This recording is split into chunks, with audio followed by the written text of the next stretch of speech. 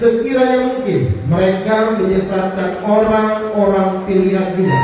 Sekali lagi, sebab Mesias-Mesias palsu dan nabi-nabi palsu akan muncul, dan mereka akan mengadakan tanda-tanda yang dahsyat dan mujizat-mujizat, sehingga sekiranya mungkin mereka menyesatkan orang-orang pilihan juga. Puji Tuhan.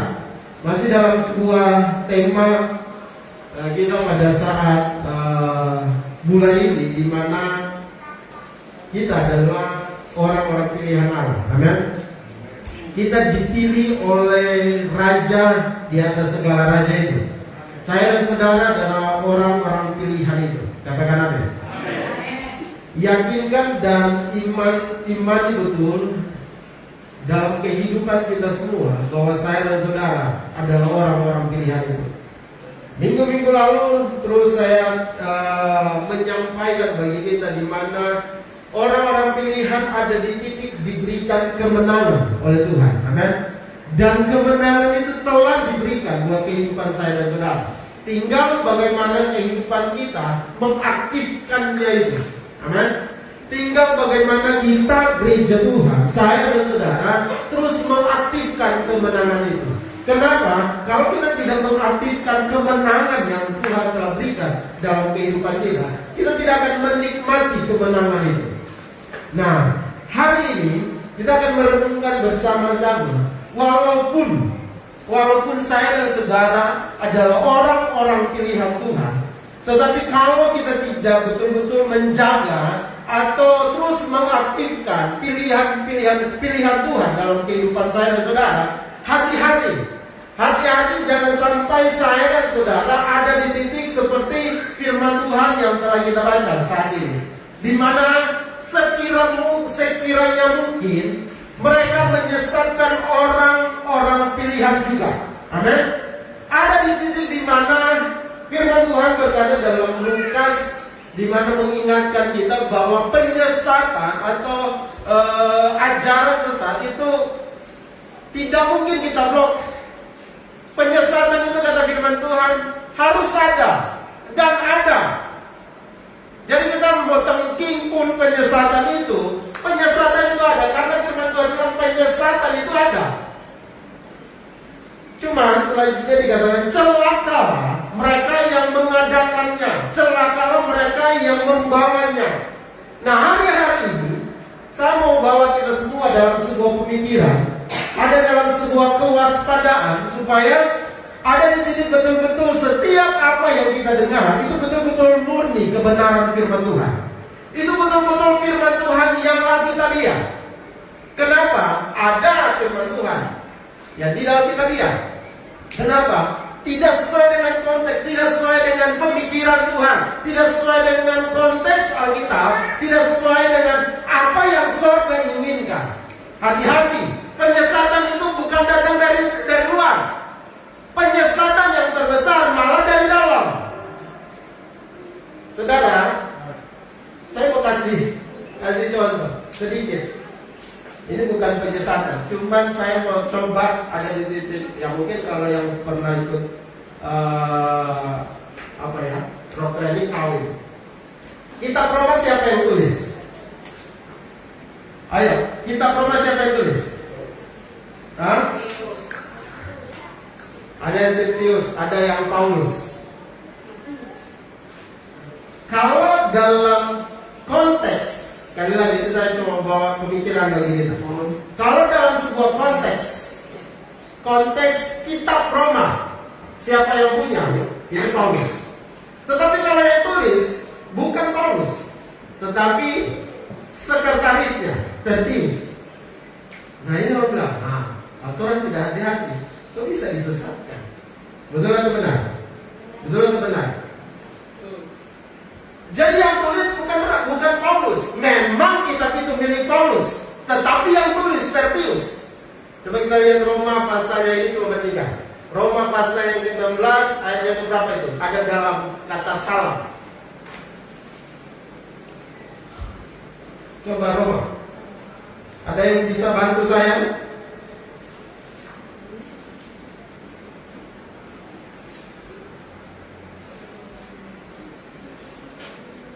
Roma pasal 16. Coba lihat ayatnya yang ke-21 kan. 21 ke 22. Ada kata salam di sana.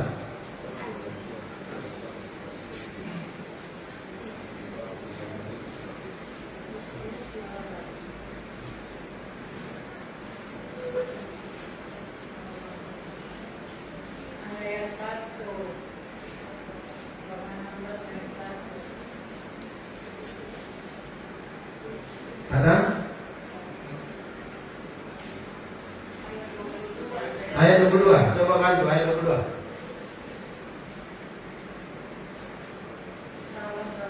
Salam dalam Tuhan kepada kamu dari siapa?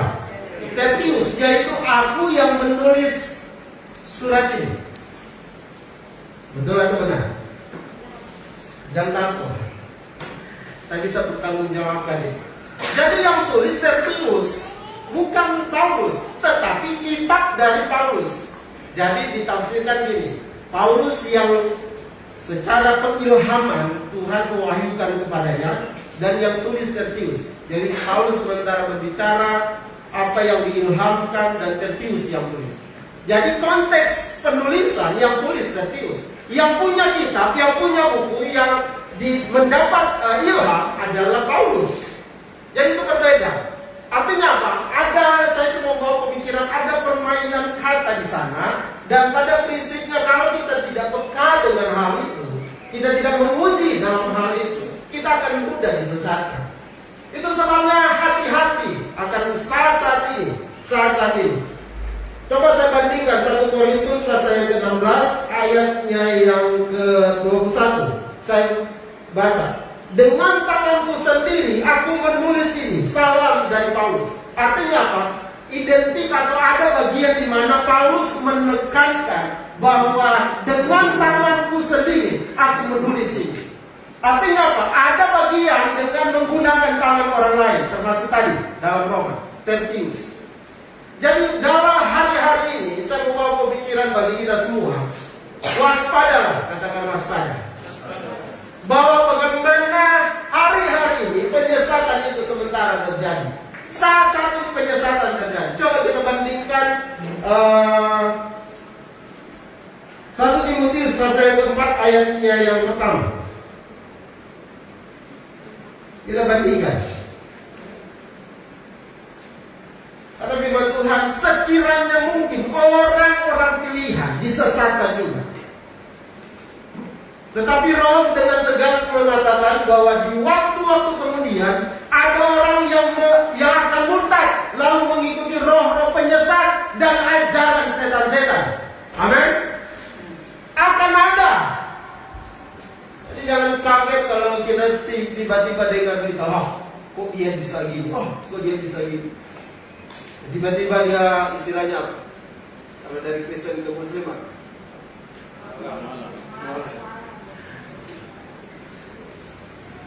Jangan kaget akan hal itu. Kenapa? Alkitab telah menggaris bahwa hari-hari ini banyak orang atau ada roh dengan tegas mengatakan bahwa waktu-waktu kemudian ada orang yang murtad lalu mengikuti roh-roh penyesat dan ajaran setan. Saudara, dalam Matius pasal yang ke-24 dikatakan bahwa penyesat itu akan mengadakan tanda-tanda mujizat. Halo? Jadi jangan kaget kalau orang-orang yang tidak percaya kepada Yesus Kristus pun bisa melakukan mujizat. Coba kembali ke Matius tadi. Jangan kaget. Jadi jangan kejar yang namanya mujizat. Amin. Kejar sumber mujizat itu. Jangan kejar berkat, tetapi kejar yang punya berkat itu. Kejarlah Yesus Kristus Tuhan. Dialah Raja di atas segala raja. Dengan kasih karunia, dengan anugerahnya, Dia telah memilih saya dan saudara. Tapi hati-hati sekali lagi, sekiranya mungkin mereka menyesatkan orang-orang pilihan. Nah, sekarang yang akan kita renungkan bersama-sama, bagaimana supaya kita tidak mudah disesatkan. Amin. Bagaimana supaya kita tetap ada dalam sebuah jalur kebenaran firman Tuhan. Bagaimana supaya pada akhirnya dalam firman Tuhan kita tidak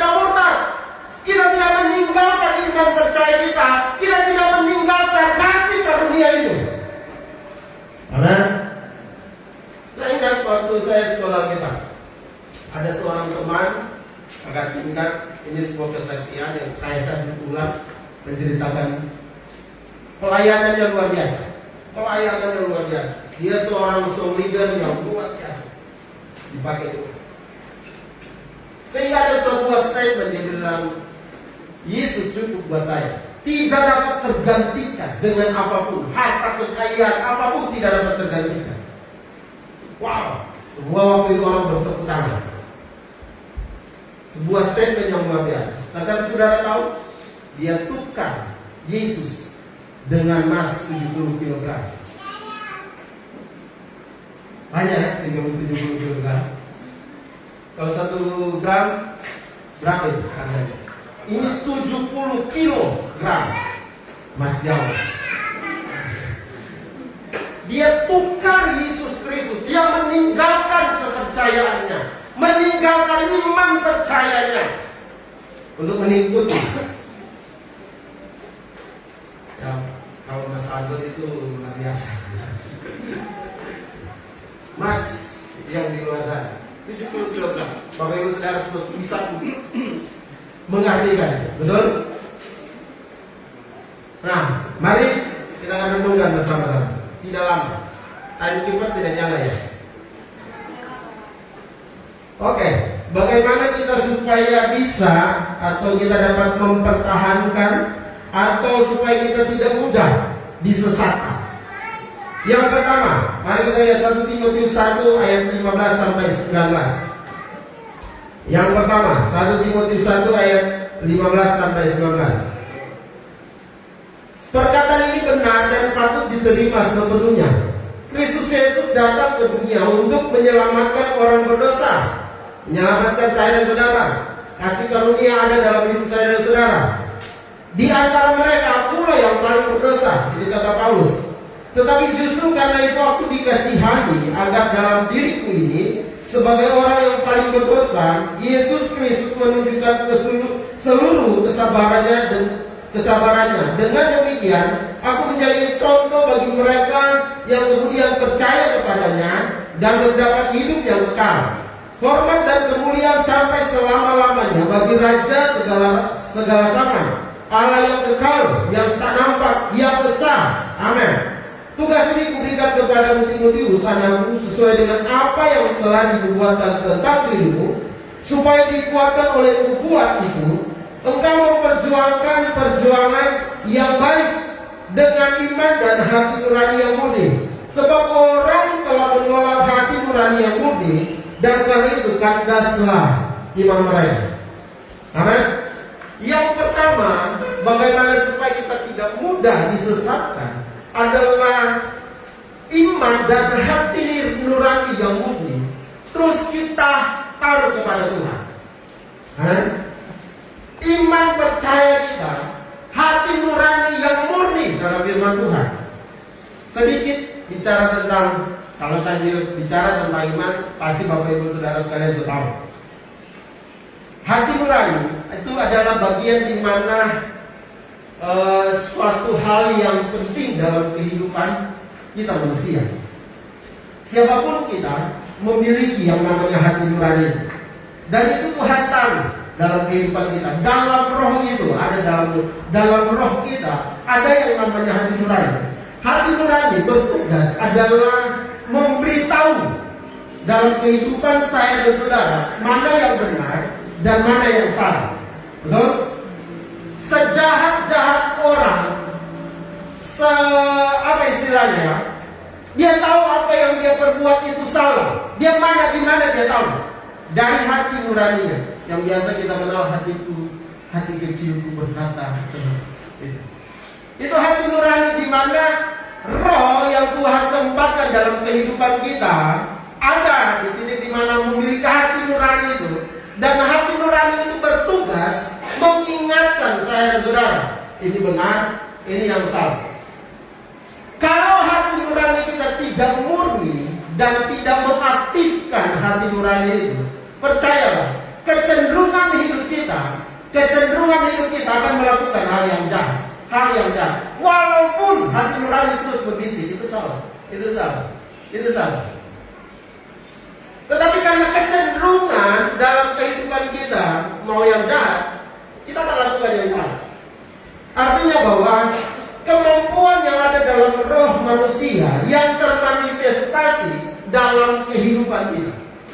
hati nurani. Hati nurani. Kemampuan yang di dalam roh yang termanifestasi dalam kehidupan kita.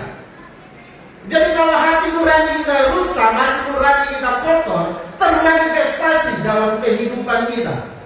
Amin. Bagaimana supaya kita tidak mudah disesatkan? Pegang terus iman percaya kita dan kuat. Itu hati nurani harus bersih, harus murni. Kenapa? Disitulah titik di mana Roh Kudus berdiam diri dalam kehidupan kita. Roh Kudus ada dalam hidup saya dan saudara. Amin. Dalam Efesus pasal yang pertama ayat yang 13, kemarin saya sempat singgung, di mana ketika kita percaya kepadanya, kita dimeteraikan oleh Roh Kudus. Dan Roh Kudus itu menjadi bagian, menjadi jaminan bagi kita sehingga kita memperoleh keseluruhan apa yang Tuhan janjikan, kekekalan itu. Artinya Roh Kudus yang akan bekerja dalam kehidupan kita. Tetapi kalau kita tidak mengaktifkan, terus kita tidak peka, ini kata tidak peka akan kehidupan kita, percaya kita mudah disesatkan. Okay?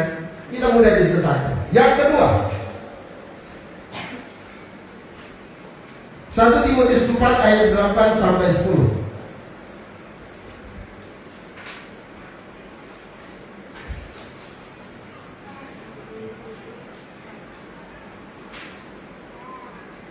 Bisa?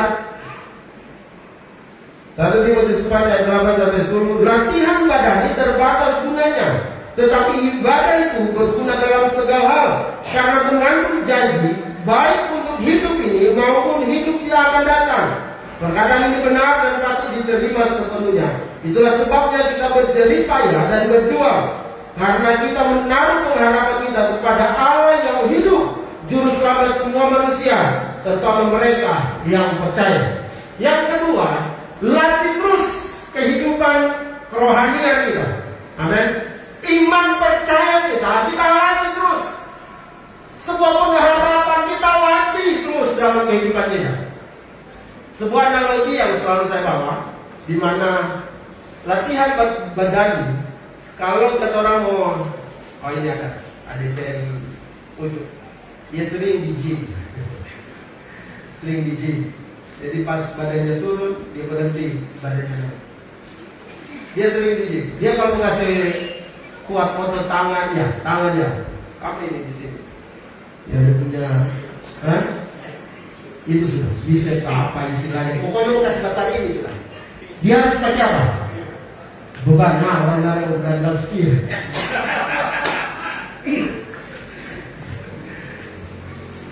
Dia harus pakai beban. Kalau dia tidak ada beban, itu bisa naik, tapi kayaknya kantong tua begini naik. Tapi kalau pakai beban, betul ya? Ada ujung, betul ya? Kalau pakai beban, itu paling cepat. Artinya apa? Ketika kita melatih, itu ada beban. Kerohanian kita pun kita harus latih. Masa cuma ibadah yang sistem. Rohani juga, asal jangan puasa rohani ya. Nanti tuh tanggal 1 Februari orang mau puasa Daniel. Jangan puasa rohani atau diet rohani. Kenapa? Saya tidak mau baca kitab. Saya tidak mau datang ibadah. Kenapa lagi diet? Diet apa? Diet rohani. Bahaya. Latihan badan memang terbatas, tetapi ibadah mengandung janji. Ibadah di sini bukan cuma dalam sebuah pemikiran saya saudara ada di tempat ini setiap hari Minggu beribadah. No, tetapi ibadah adalah di mana segala aktivitas kita, dalam pekerjaan kita, dalam rumah tangga kita terus memuliakan nama Tuhan. Kita terus menampilkan karakter Kristus yang ada dalam kehidupan itu. Itu yang namanya ibadah. Orang di sini paling tinggi 2 jam. Betul atau benar? Apalagi kalau saya khotbah 1,5 jam. Selanjutnya kita di luar sana. Ibadah itu di mana kita ada, kita bisa lakukan itu untuk nama Tuhan dimuliakan. Tapi lagi-lagi itu harus kita latih. Latih terus kehidupan kita. Katakan latih terus. Karena kalau kita tidak latih, kita tidak akan jadi kuat. Otot-otot kerohanian kita akan lemah. Tapi kalau kita latih, latihan itu banyak hal yang akan terjadi dalam kehidupan kita. Termasuk di dalamnya itu ujian. Kalau yang angkat berat, mau latihan, ada di titik orang pertandingan, betul tidak? Menguji kekuatannya sampai di mana. Jadi lagi-lagi saya mengatakan, ikhlaskan hidup kita kalau kita ada dalam sebuah ujian yang Tuhan izinkan terjadi. Amin. Saya ingat minggu lalu saya bilang itu, tapi saya lupa ayatnya. Di mana ada di titik Tuhan izinkan sesuatu terjadi dalam hidup kita supaya bisa melihat kemurnian saya dan saudara. Amin. 1 Petrus 1 ayatnya yang ketiga kalau kita dapat. Minggu lalu saya sempat singgung itu, tapi saya lupa ayat. Selesai khotbah saya bilang gimana ayat itu. Saya baca lagi 1 Petrus 3.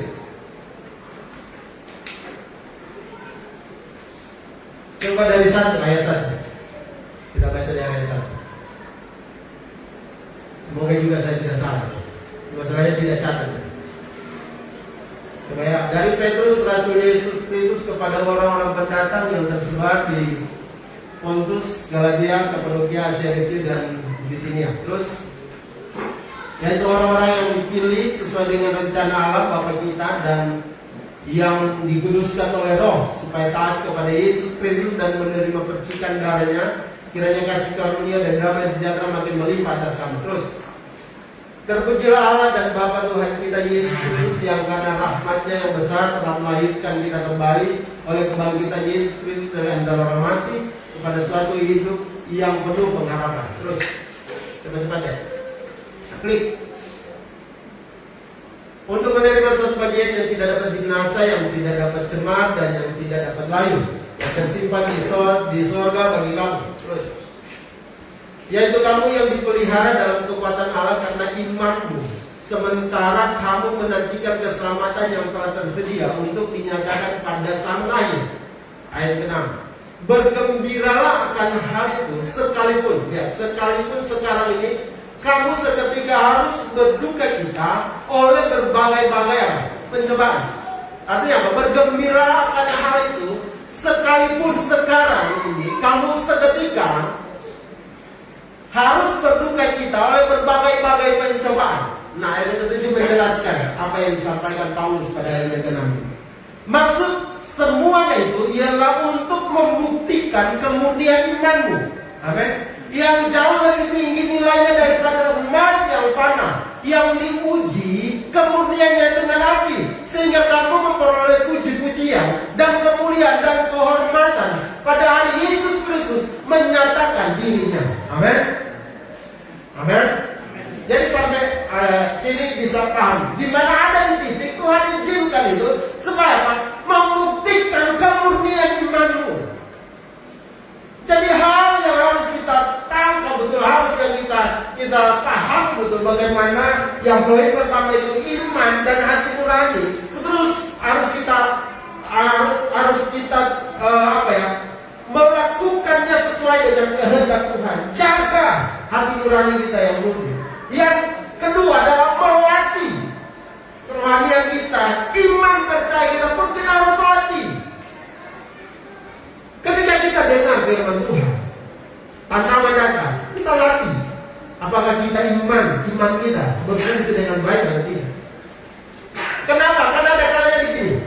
Ketika kita berdoa, Tuhan saya mau bla bla bla bla bla. Katakan dengan iman, amin. Selesai berdoa, Tuhan menjawab kan tidak? Tuhan mendengar kan tidak?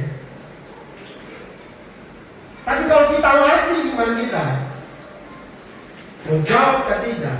Yang saya tahu orang berdoa ya dan amin. Amin. Ada ini permainan katanya. Iman yang besar adalah iman yang dapat memindahkan gunung. Betul? Iman yang besar itu dapat memindahkan gunung. Iman yang benar, sekalipun gunung tidak pindah, dia tetap percaya. Ini permainan kata saja supaya kalian sedikit.